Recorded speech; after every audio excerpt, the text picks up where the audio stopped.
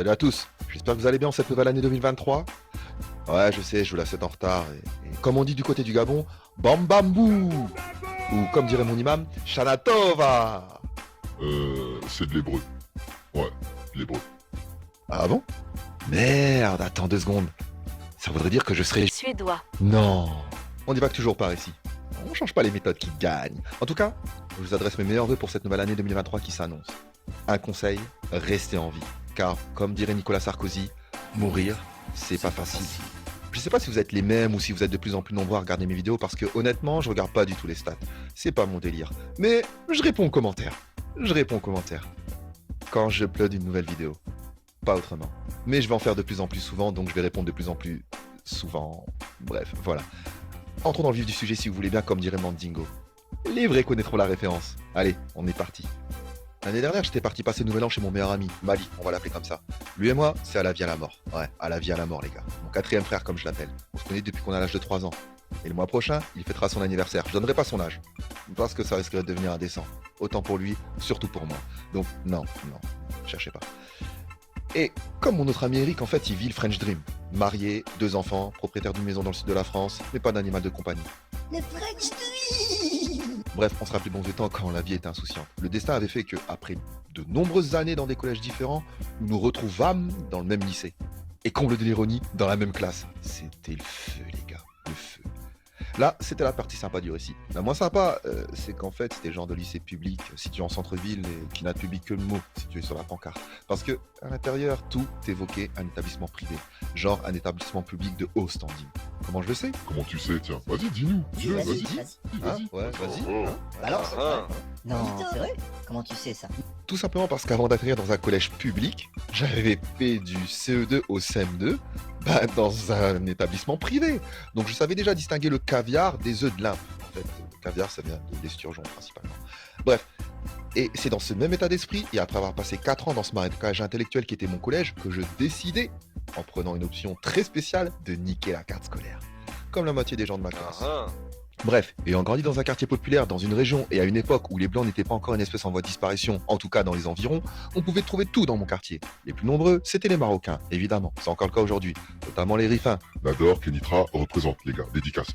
Vous savez, à la dernière Coupe du Monde, là, le drapeau qui a été changé à la mairie, du moins à l'annexe de quartier, c'était mon ancien quartier.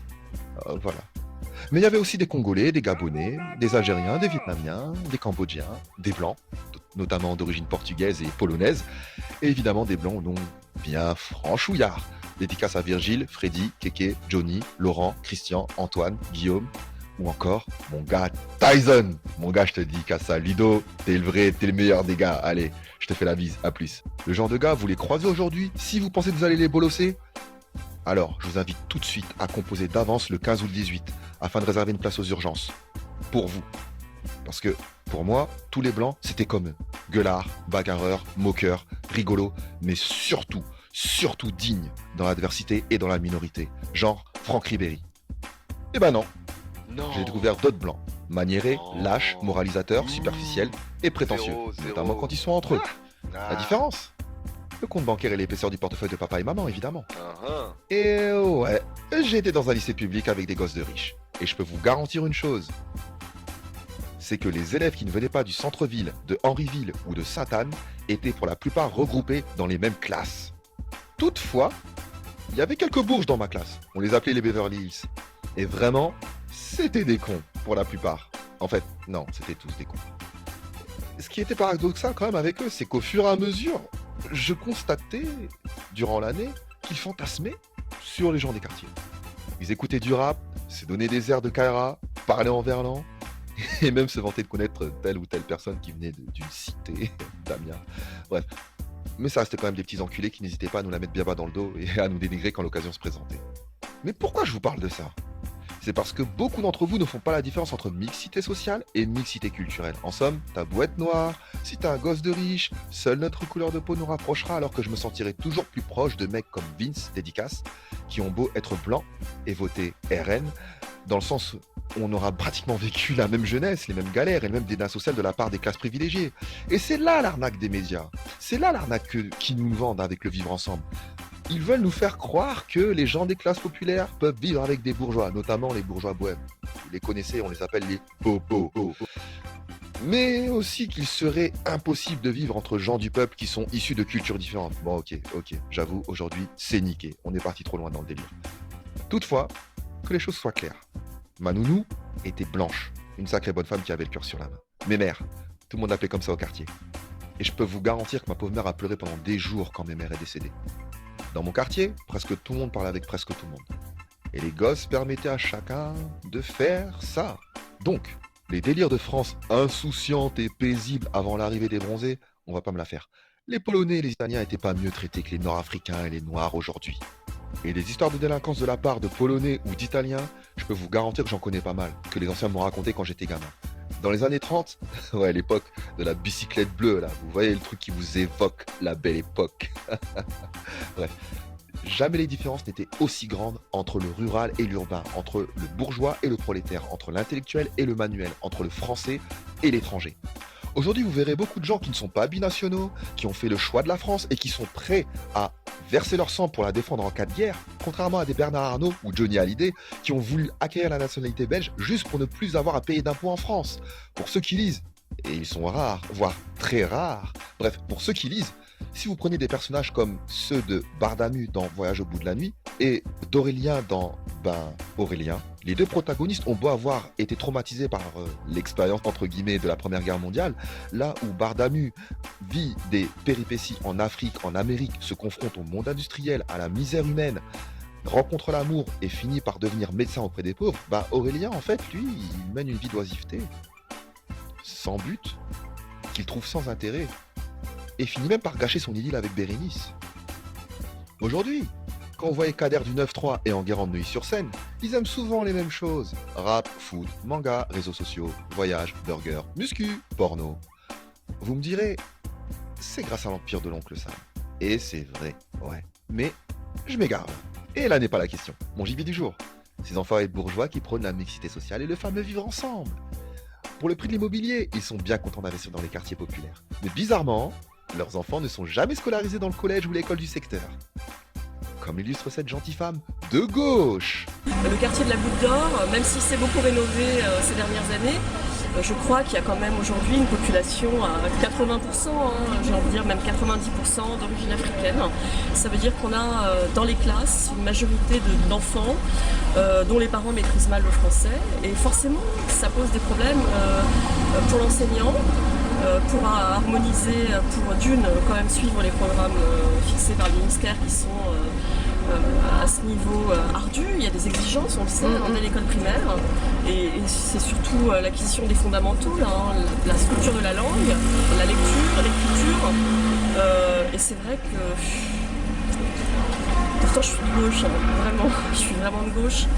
Mais j'aurais du mal à scolariser mon enfant dans une classe peuplée à 80% d'enfants qui parlent pas à la maison la langue maternelle n'est pas le français. Ça me pose vraiment un problème. Ce sont des tartuffes, des hypocrites,